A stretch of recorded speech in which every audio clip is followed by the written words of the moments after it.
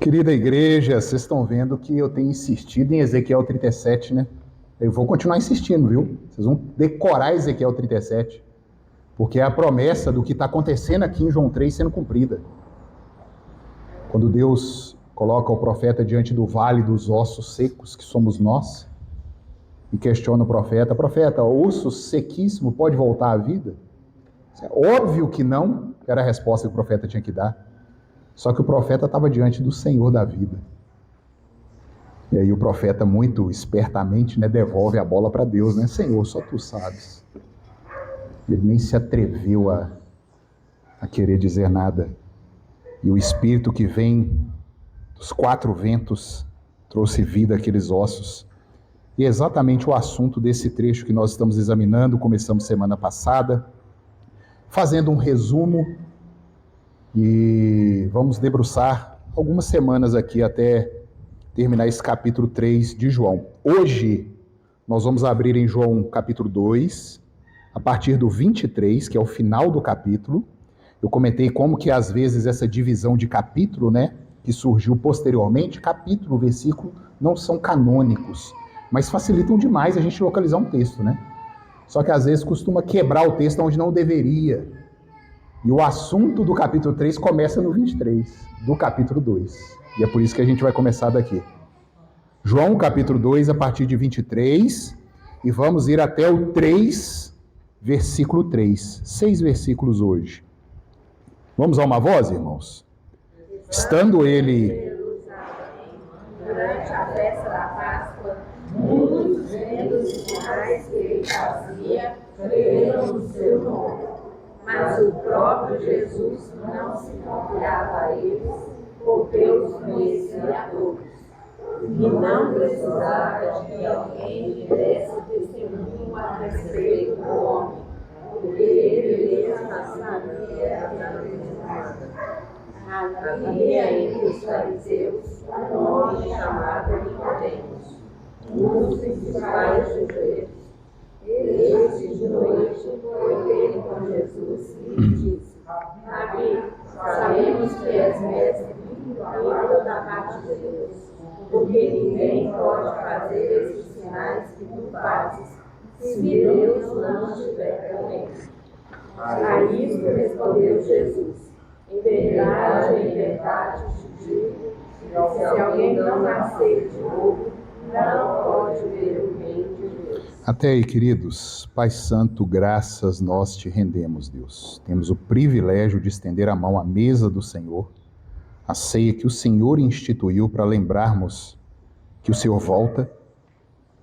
E nessa caminhada, Deus, te clamamos que instrua o teu povo, começando de mim, se estendendo a cada um aqui. Instrua, Pai, para que possamos ter uma vida mais tranquila, menos temerosa, com menos aflições, medos, angústias. Se temos andado, Senhor, ansiosos, é porque temos nos preocupado demais com o futuro. E o Senhor nos dá as respostas, o que nos aguarda lá. E isso tranquiliza o nosso coração, Deus. Então fala, Pai. Nos mostra aquilo que nós somos e nos mostra o que o Senhor fez para resolver o nosso problema que era incorrigível. E é no nome de Jesus que oramos, com perdão de pecados. Amém. Queridos, na pregação anterior, como eu citei aqui, nós demos atenção ao que Satanás, ao que o mundo, ao que a nossa carne tentam a todo custo fazer, isso desde o início. Ressignificar termos. Ô palavrinha que me dá pavor é a tal de ressignificação. Isso faz parte da nova teoria do discurso, os pensadores, os sociólogos, os linguistas da modernidade, que entraram com esse termo e assombra a todos hoje, ressignificação de termos. A ressignificação torna algo pecaminoso menos ofensivo. A ressignificação torna algo que é bom, que é idôneo, em coisa ruim, em coisa que não deveria ser aceita, politicamente incorreta. Nós caminhamos, queridos, pelos capítulos 1 e 2, revendo, né, os grandes símbolos que João, o evangelista, trouxe e os grandes símbolos que João narrou e como que há uma tentativa de tornar o cristianismo irrelevante por meio da ressignificação dos símbolos que são usados na Escritura.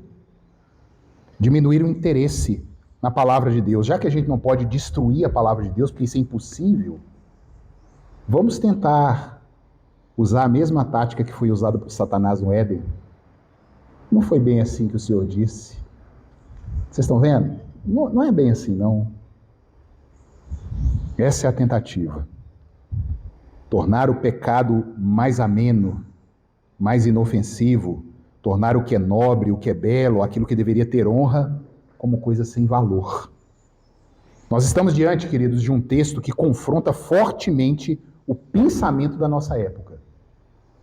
Um texto que coloca pingos nos is sobre o que nós somos e o que é necessário acontecer para, caso realmente exista um Deus, se realmente existe um céu, como que eu vou para lá?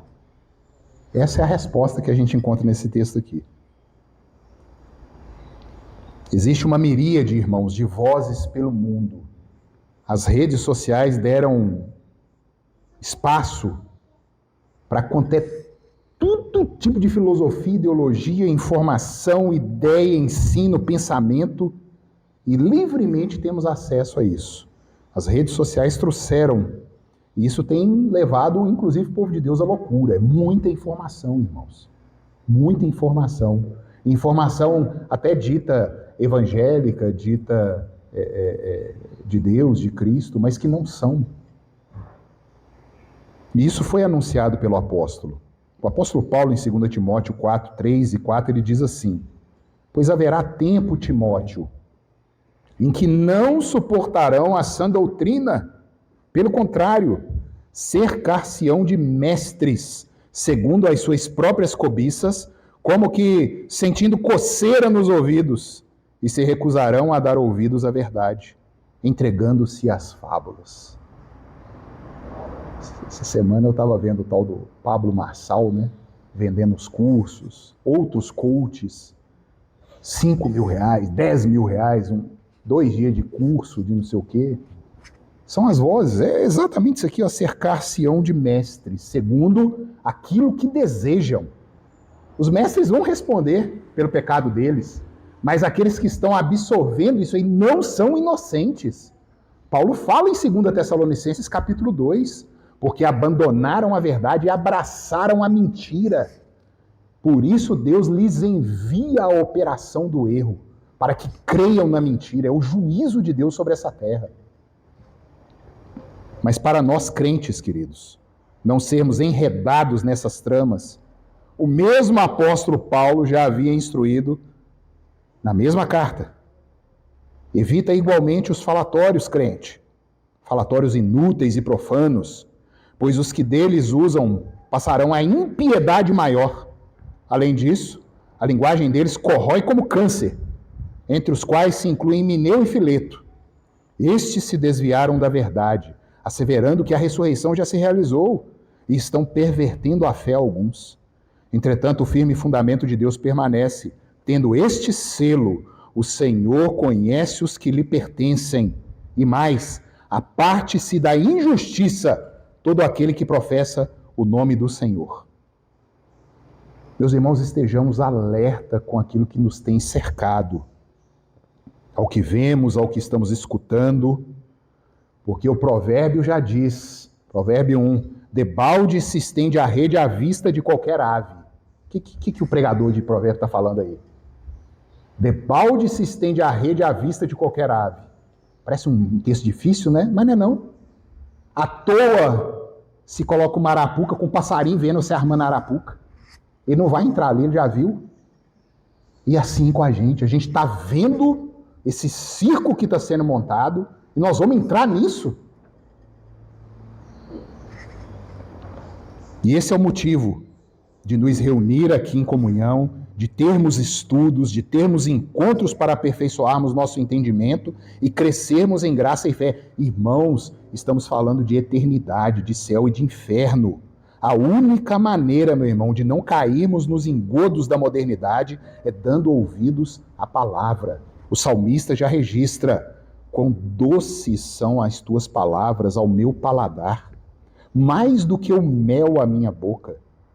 Por meio dos teus preceitos consigo entendimento. Por isso detesto todo o caminho de falsidade. Lâmpada para os meus pés é a tua palavra, e luz para os meus caminhos. Salmo 119, 103 a 105. Somente pela reta vara da justiça e a instrução do Senhor, nós podemos contrastar, criar um contraste do que Cristo nos fala agora nesse texto com o que nos tem cercado e até percebermos que podemos estar flertando, irmãos, com caminhos que não são bons. E há tempo ainda de arrependimento e de volta a Cristo. Vocês que estão assentados nesses bancos podem estar flertando com os pensamentos da modernidade que Cristo frontalmente confronta aqui nesse texto e nem se apercebendo estão, batendo palma para Satanás nesse mundo. Quando temos a verdade bem consolidada em nossas mentes e coração, nós podemos estranhar os ventos de doutrinas que se avolumam e descansar no Senhor da glória, que é o que prometeu que conduziria o povo dele no êxodo.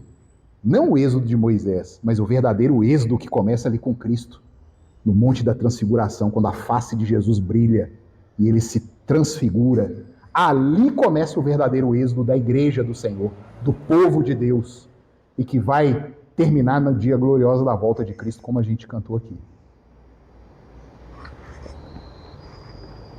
Tendo então, meus irmãos, alinhado aí as nossas mentes, e relembrado do que temos tratado aqui no Evangelho de João, eu vou voltar a insistir na mesma proposta.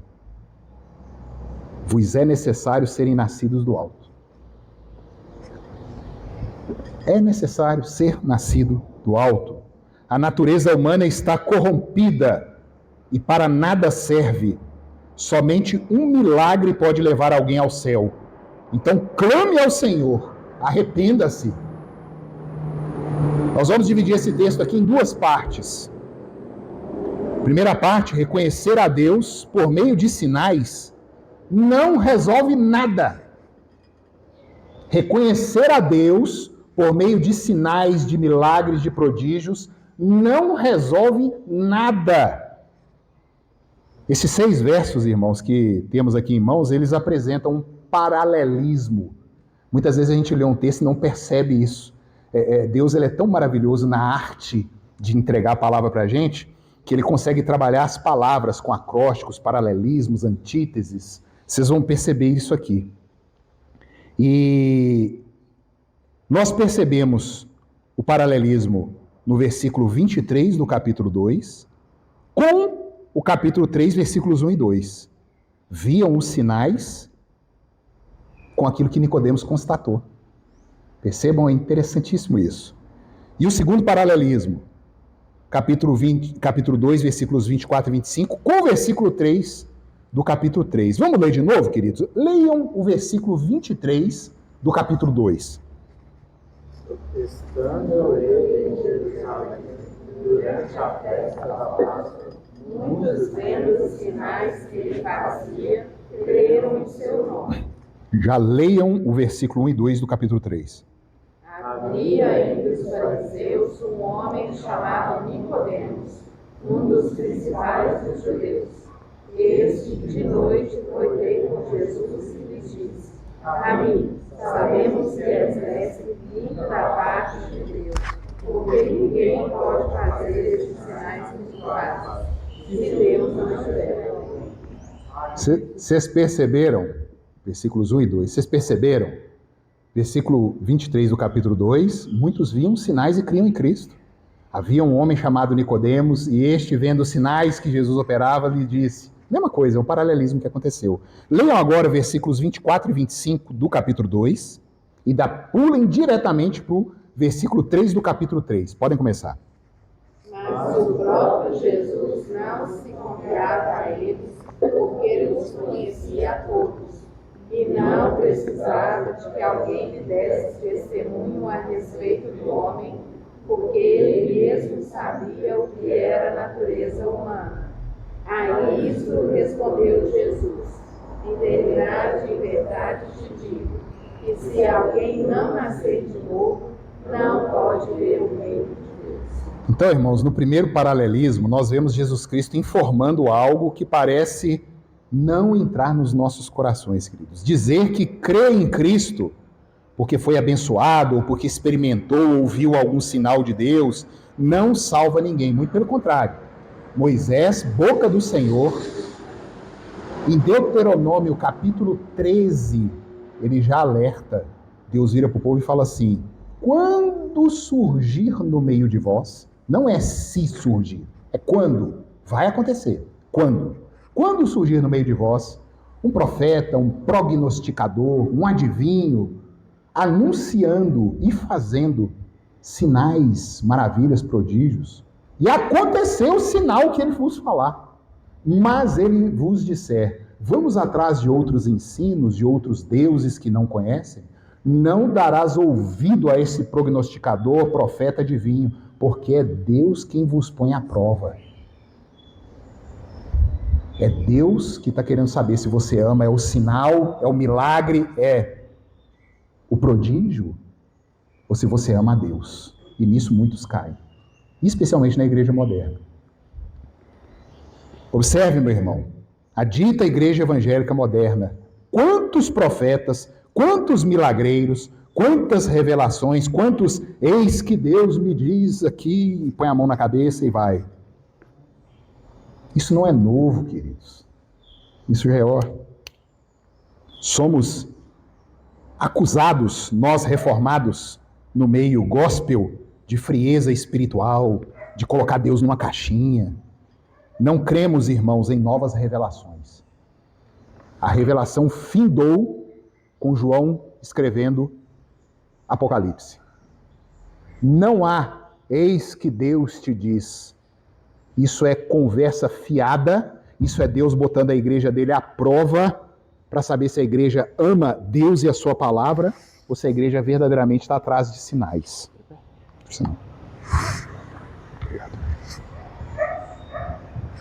Somos uma igreja cessacionista. Acabaram os dons espirituais na época apostólica e todos os dons foram transferidos para a igreja.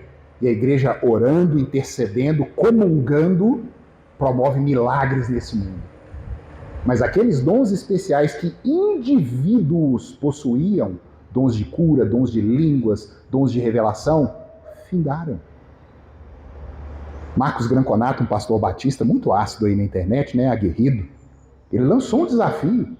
Eu quero que uma pessoa que tenha dom de cura faça o milagre e eu passo a crer no continuismo. Não apareceu um.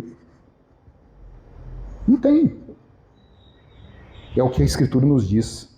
Não há mais revelações sendo atribuídas, não há mais esses dons miraculosos sendo operados por indivíduos, mas operados pela igreja do Senhor, onde todos são iguais. Essa coisa do indivíduo ter um dom, isso traz ego, isso traz vanglória. Isso é o que a carne, o velho homem gosta, de ser exaltado, de ser elogiado. Não, todos aqui são sacerdotes do Senhor. É o sacerdócio universal. Deus escuta a minha oração como escuta de cada um aqui. E eu me atrevo a dizer que eu orei com Elias hoje, meu netinho ali, ó. Eu prefiro orar com Elias porque a vaidade dele é muito menos do que a nossa. Ele ainda vai ficar mais ruim do que ele já é, mas a vaidade é menor. Falei, ô Senhor, ouve o Elias. Imploramos a Deus, queridos, que operem os sinais, as maravilhas, os prodígios, e cremos que Ele os opera. Mas Deus nunca se contradiz com a sua palavra, operando hoje algo que vá contra a sua escritura. A sua palavra é eterna e única. E aqui, queridos, nós estamos diante desse exato testemunho.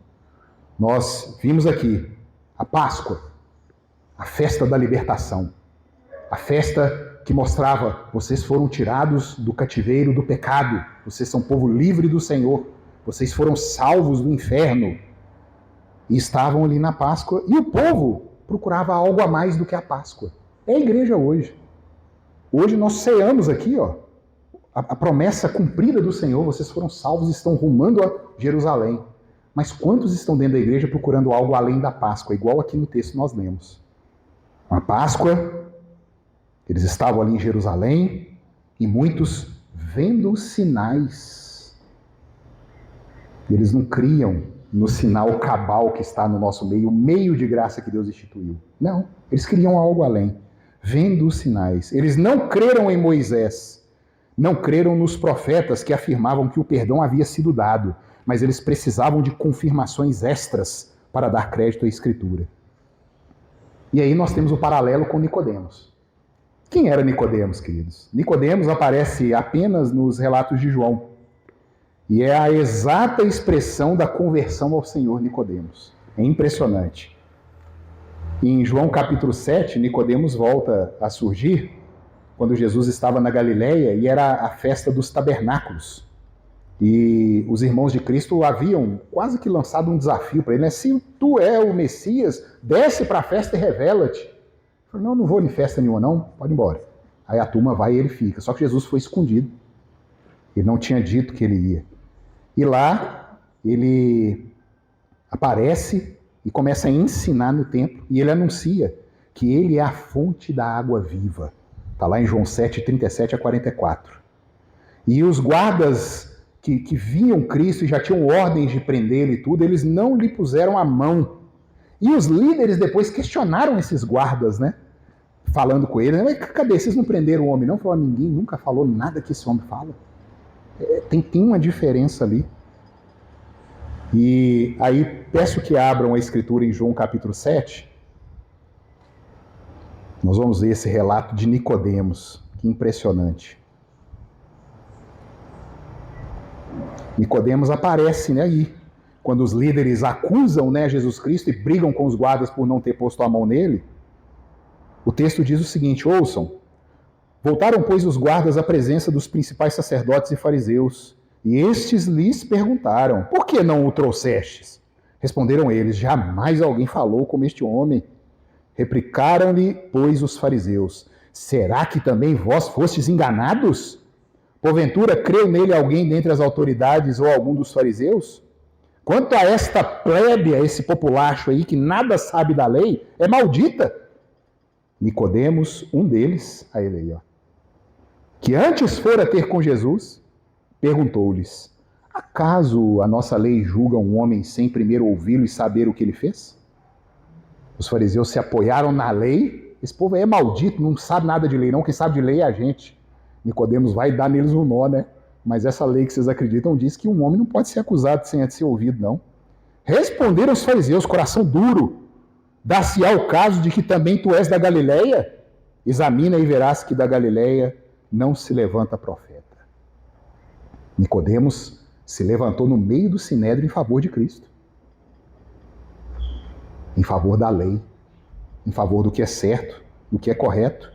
E novamente nós vemos Nicodemos aparecendo em João 19, se os irmãos quiserem ir lá, farei a leitura, João 19, a partir do versículo 38. Depois disso, José de Arimateia, que era discípulo de Jesus, ainda que ocultamente, pelo receio que tinha dos judeus, vocês estão vendo? Há um momento, queridos, eu não estou querendo aqui dar desculpas, mas há um momento em que a pessoa está sendo chamada pelo Evangelho, mas que ela ainda está no meio da impiedade, da turma, do trabalho, da família, e ela é um bebê na fé ainda. E muitas vezes ela vai fazer igual José de Arimateia, vai se ocultar, vai se omitir, tudo, mas a fé ela vai sendo fortalecida, como aconteceu aqui com Nicodemos. Nicodemos foi ter de noite com Jesus Cristo, às ocultas. João 7 já mostra ele confrontando o sinédrio. Aqui em João 19 já mostra Nicodemos, como leremos aqui, com José de Arimateia, dando honra ao sepultamento de Cristo. O texto continua. Então foi José de Arimateia e retirou o corpo de Jesus. Ele havia pedido autorização a Pilatos. E também Nicodemos, aquele que anteriormente viera ter com Jesus à noite. Olha aí, João faz questão, né? Nicodemos estava à noite lá, agora está aqui, ó, sepultando o homem. Foi levando cerca de 100 libras de um composto de mirra e aloés. Tomaram, pois, o corpo de Jesus e o envolveram em lençóis com os aromas, como é de uso entre os judeus na preparação para o sepulcro. Esse é Nicodemos, queridos. Nicodemos é a expressão exata dessa caminhada, quando nasce um convertido, e é o assunto desse texto, e ele vai sendo fortalecido na fé, e saindo das ocultas, da obscuridade, defendendo Cristo e a fé que ele crê publicamente. Então perceba, queridos, não existe redenção por sabedoria, não existe redenção por conhecimento, não existe redenção por palavras. A gente pode falar o que quiser.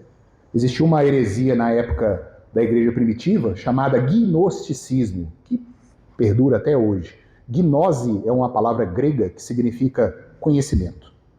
E o gnosticismo defendiam que eles eram uma casta superior de cristãos e que eles detinham uma informação e que aqueles que não detinham essa informação não eram tão nobres quanto eles. Parece até a igreja evangélica hoje, né? Vai no fulano de tal, que fulano de tal tem oração forte. Vai no pastor tal, que o pastor tal não sei o quê. Não, queridos. Sacerdócio universal. A oração de qualquer um tem o mesmo valor, a intercessão de qualquer um tem o mesmo valor. Mas já lá atrás já tinha isso. Uma casta que tem algo além da palavra de Deus e que, para você verdadeiramente ser salvo, você tem que fazer parte dessa casta exaltada. Mas, irmãos, conhecimento, sabedoria, palavras não salvam. Essas coisas fazem parte do processo da redenção, mas algo além precisa ser operado. O testemunho por si somente não produz vida. Quantas pessoas nós conhecemos aí que são justas? Pessoas que vivem no mundo de forma reta, querem obedecer às leis, viver nos bons costumes, mas estão indo para o inferno porque confiam na justiça própria. Justiça própria não salva ninguém. E eu posso dizer e fazer e não ter passado pelo milagre da conversão. O que está em jogo aqui é justamente isso. Muitos creram por causa dos sinais. Quantos na igreja? Não, Jesus Cristo, é história e tal, mas creem porque vem alguma coisa. Nicodemos era um deles. Jesus dá uma sapatada nele aqui, no capítulo 3. Nicodemos, você é ortodoxo, você falou tudo bonitinho. Ninguém pode fazer isso aí se Deus não estiver com ele, os milagres, tudo certinho. Mas você vai ter que nascer de novo, Nicodemos. Não resolve, não. Não resolve. Não resolve. Tiago, irmão do Senhor Jesus, no capítulo 2 da sua carta, versículo 19, diz: crês tu que Deus é um só? Fazes bem. Até os demônios creem e tremem. Crês tu que Deus é um só? Fazes bem, meu querido. Mas até os demônios creem assim. E aí? Como que faz? Faltava o ato supremo. Tudo indicava que Jesus era o Messias, queridos. Todos os sinais, todas as maravilhas, todos os prodígios, todas as palavras, todo o ensino. Todos creram quando viram ele na Páscoa fazendo esses sinais. Nicodemos, nesse paralelismo, no capítulo 3, versículo 1, mostra: Senhor, Nicodemos, principal dos fariseus, ninguém pode operar isso se Deus não estiver com ele. Mas faltava o ato supremo. Tudo apontava para Cristo. Toda a razão, toda a lógica, todos os sinais, todos os milagres. Mas faltava o ato supremo e soberano do Espírito Santo. Aquilo que aconteceu com Ezequiel, no que a gente leu aqui hoje. Opera, Espírito, traz vida. E aqui nós vamos para a segunda parte desse sermão. Somente quem for nascido pode ver o reino, queridos. O autor aos Hebreus, ele usa de uma ilustração tão linda quando ele fala das pessoas que foram agraciadas pela fé, capítulo 11. Eu tenho pavor desse negócio de herói da fé, viu?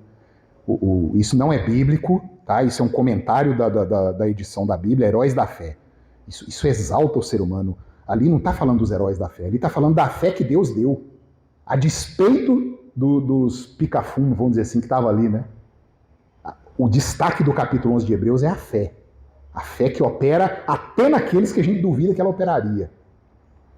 E o autor aos Hebreus, entrando no capítulo 12, ele fala que aquelas miríades de testemunhas, né? Eles, pela fé, pelo novo nascimento, eles viram a cidade santa. E eles acenaram para a cidade santa. Mas eles precisavam aguardar a gente. aqueles que viriam depois, eles creram sem obter a promessa. E eles caminharam. É isso que Jesus está falando aqui, ó. Leiam, por favor, capítulo 3, versículo 3. A isto respondeu Jesus: em verdade te digo, que se alguém não nascer de novo, não pode ver o reino de Deus. Como ver, queridos, o reino de Deus já operando neste mundo, recolhendo os seus súditos, aqueles que são vassalos do grande rei, e como ver a consumação desse reino na Nova Jerusalém vindo. Como que olhos da carne, olhos caídos, podem operar isso? Nós vimos Jesus falando, e nós vamos ver aqui agora, há um problema em nós, há um problema operando em nós. Queridos, uma bênção que Deus nos proporcionou por meio de Gutenberg foi a prensa de tipos. Isso foi lá nos idos de 1500, na mesma época que Lutero lançou a Bíblia em alemão. Lutero cometeu esse crime horrendo, né? Traduziu a Bíblia para o alemão. E Gutenberg imprimiu a Bíblia. E ali a palavra de Deus foi consolidada, porque até então eram cópias manuais que eram feitas. A partir dali pudemos multiplicar a impressão de Bíblias. E em decorrência da facilidade de se imprimir, outra bênção foram as traduções, que começou ali com Lutero, mas já tinha traduções manuscritas em inglês, em outras línguas.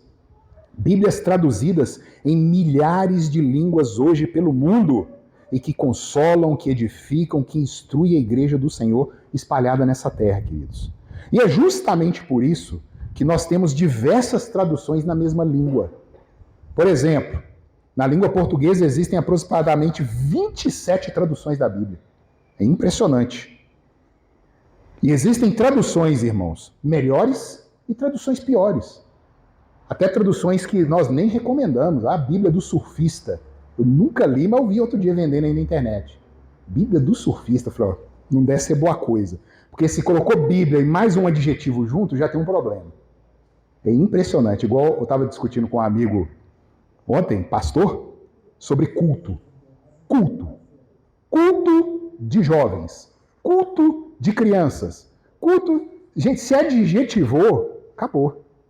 Culto é culto. Ele não tem que ter um adjetivo. É culto. Ponto final. Não precisa adjetivar. Então, Bíblia da mulher, Bíblia do surfista, era a Bíblia do maconheiro. Tem, né, a Bíblia Queen James, se eu não me engano, é do LGBT. Bíblia Queen, porque tem a Bíblia King James, que foi a tradução feita pelo rei James, na época dos puritanos, e lançaram agora como uma afronta, né? Não, mas o negócio de rei é patriarcal demais, é misógino. Vão lançar a Bíblia Queen, só que é voltada ao público LGBT. É o mercado da fé, né? Nós vamos ter aí. É a bênção, queridos. Nós temos 27 traduções em português. Existem traduções melhores, existem traduções piores, existem trechos em que algumas traduções são mais fiéis e mais literais do que outras. Traduções, por favor, irmãos, abram os ouvidos para ouvir o que eu vou dizer aqui. Traduções é uma bênção que Deus deixou para a gente ter uma facilidade de acesso. Mas Deus deixou entre nós, eruditos, fiéis, servos de Deus, para irem lá nas línguas originais quando houver conflito com alguma coisa. A nossa confissão de fé defende isso. Havendo conflito de entendimento, os originais devem ser consultados.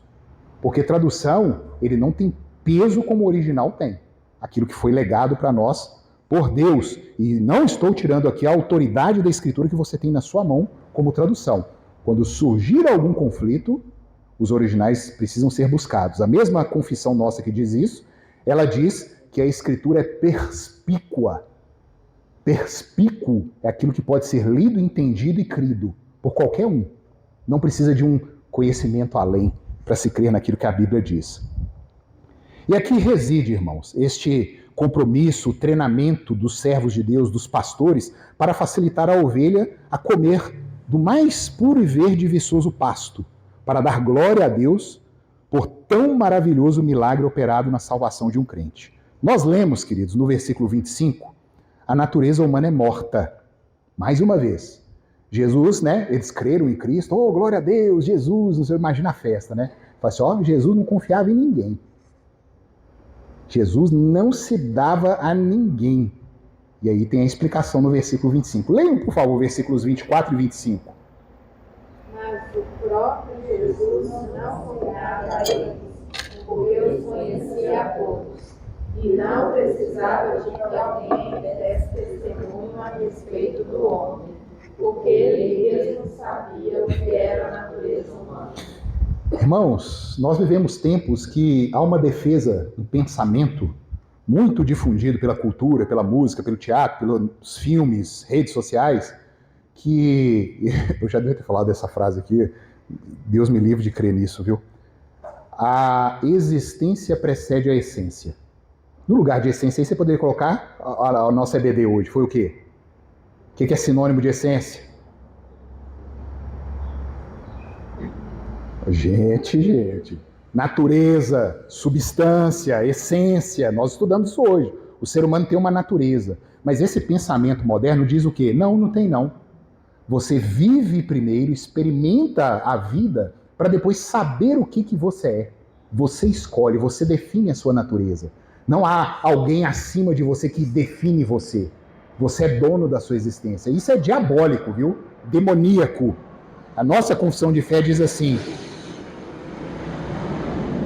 nossos primeiros pais, seduzidos pela astúcia e tentação de Satanás, pecaram, comendo do fruto proibido.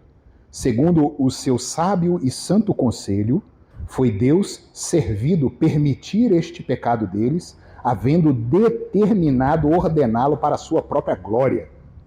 Por este pecado, eu chamo este pecado de o erro perfeito. Foi um erro perfeito. Por este pecado, eles decaíram da sua retidão original e da comunhão com Deus, e assim se tornaram mortos em pecados e inteiramente corrompidos em todas as suas faculdades e partes do corpo e da alma. Sendo eles, Adão e Eva, o tronco de toda a humanidade, a raiz, a origem, por isso que chama pecado original, é o pecado da origem, a torção que aconteceu na natureza humana na origem. Sendo eles o tronco de toda a humanidade, o delito dos seus pecados foi imputado aos seus filhos, e a mesma morte em pecado, bem como a sua natureza corrompida. Gente, um cachorro cruza com uma cadela, vai dar um cachorro. Um peixe cruza com um peixe, vai dar um peixe. Um pecador tem um relacionamento com outro pecador, vai dar um pecador. Eu não posso querer chegar aqui nos pés de manga da escola aqui e querer achar limão. Não tem jeito. Uma mangueira vai produzir manga. Mas a gente olha para os piquititinhos assim, né? Sarai está grávida, a Helena no ventre da Ana. Não, o menino é inocente. O menino é puro. Mas Jesus está falando outra coisa aqui. Não é. A origem está corrompida.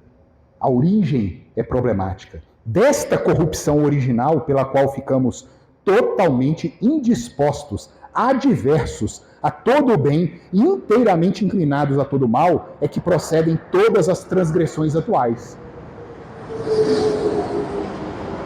Eu não me atrevo aqui a saber se o netinho que está no ventre da minha nora ali, será que ele já pecou lá no ventre? Não sei. Com quantos anos o menino peca? Não sei. Elias, quando ele chegou lá em casa, ele estava no... Como é que chama? Bebê conforto. Estava lá. Poucos dias. Eu sentado na mesa tomando um café, olhando ele assim, falei, Deus, que dia que vai apontar o espinho ali, se é que já não apontou, né? Eu olhando ele pensando, quando que essa natureza vai manifestar? Aí é o pecado factual, o pecado doloso, aquele pecado com maldade, que advém dessa queda original. Por isso que crianças morrem, queridos. Eu perdi minha filha no ventre da minha mulher, no dia do parto. A morte é o salário do pecado. Se criança fosse pura, era inconcebível a morte de uma criança, porque a morte é o salário do pecado. Por isso que na glória, na restauração, na ressurreição, não haverá mais morte. A ponto dos ímpios clamarem as montanhas, caiam sobre nós, porque nós não aguentamos a ira do Cordeiro. Não tem mais morte. Acabou. Acabou a morte.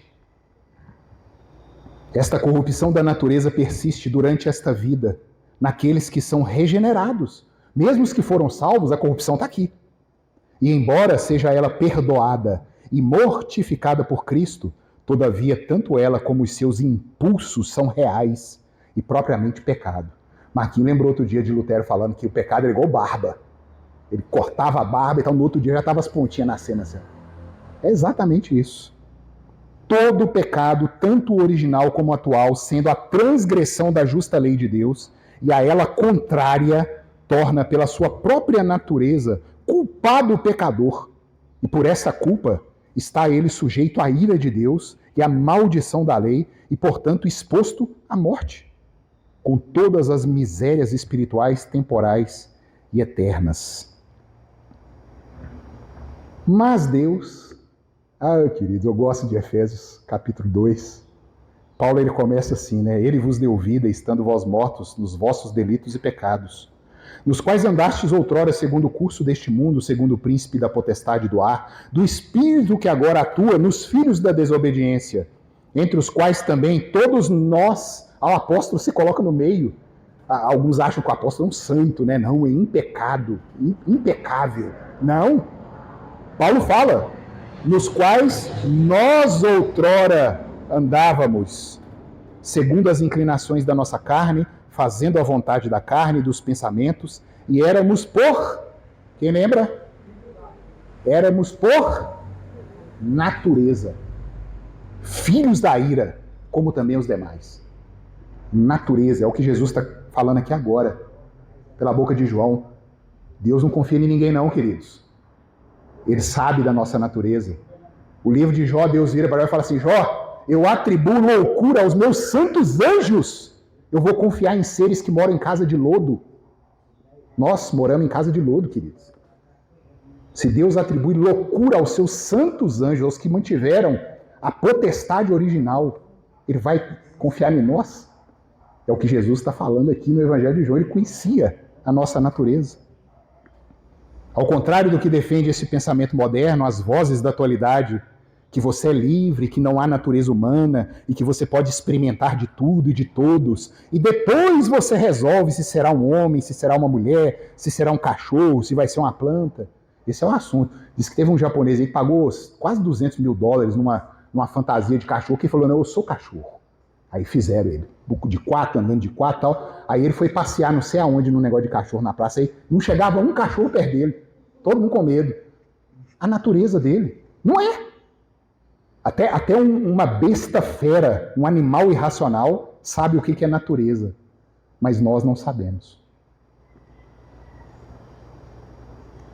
Um bicho sabe o que é natureza. Mas nós, humanidade, estamos perdidos e não sabemos o que é a natureza humana. Somos imagem e semelhança do nosso Criador. E caímos. Nessa queda houve um problema, meu irmão. A queda gerou a morte. E somente com olhos espirituais podemos constatar isso. Jesus tinha os olhos espirituais. Ele não se confiava a ninguém, ele conhecia a natureza humana. E aí ele fala lá, é necessário, Nicodemos, acontecer algo. Tem que ser operado alguma coisa. Irmãos, vou apertar mais um pouquinho aqui. Voltando à minha argumentação sobre as traduções, e eu não quero aqui complicar a vida dos irmãos, mas não vou poupar a igreja de teologia, como eu prometi, mas eu vou demonstrar que não estamos aqui para mercadejar ou brincar com a palavra de Deus.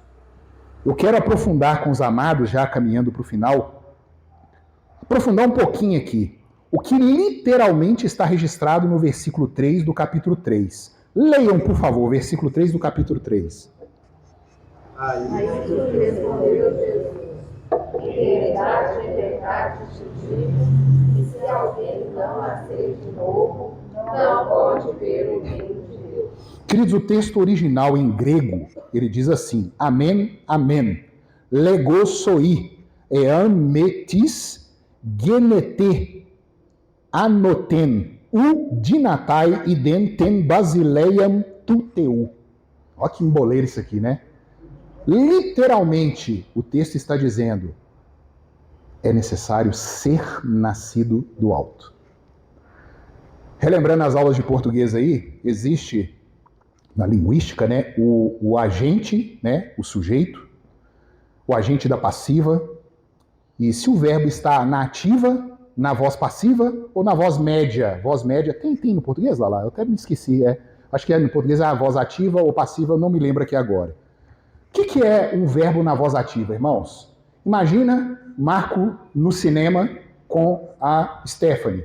Marco chega na bilheteria e pega o bilhete da entrada. Marco pegou o bilhete. Marco é o sujeito, o verbo pegar está na voz ativa, Marco ativamente pegou o bilhete.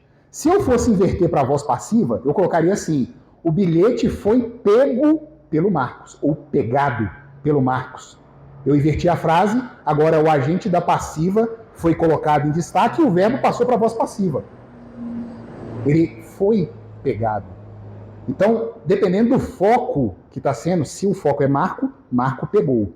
Se o foco é o bilhete foi pegado. Aqui no grego, o verbo geneter, ele foi traduzido na nossa bendita e gloriosa tradução na voz ativa. É necessário nascer. Só que Jesus Cristo, o dono da língua, o dono do grego, do português, e pela ilustração que ele introduziu aqui agora, que nós vamos ver semana que vem, qual que é a imagem, qual que é o símbolo que Jesus colocou aqui agora, irmãos? Um parto. É uma mulher grávida que vai trazer à luz alguém. E sabendo da ilustração que Jesus, está usando, ele vira e diz assim: é necessário nascer de novo? Está escrito aqui, é necessário ser nascido. O verbo está na passiva. Não é a gente que escolhe nascer. Não foi o Oliver que escolheu nascer. Não foi o neném no ventre da Sarai que escolheu nascer. Ser gerado, genetai, é mais ligado ao verbo gerar. Não foi a Helena que escolheu. Os pais resolveram em determinado momento, eles mantiveram uma relação e aquele novo ser foi nascido, foi gerado. E é exatamente a ilustração que Jesus está colocando aqui, queridos. Ninguém escolhe nascer, não. É necessário ser nascido. Por isso que, sabendo da natureza humana, Jesus vira para Nicodemos e fala: Nicodemos, você falou tudo certo, mas é necessário geneter, ser nascido.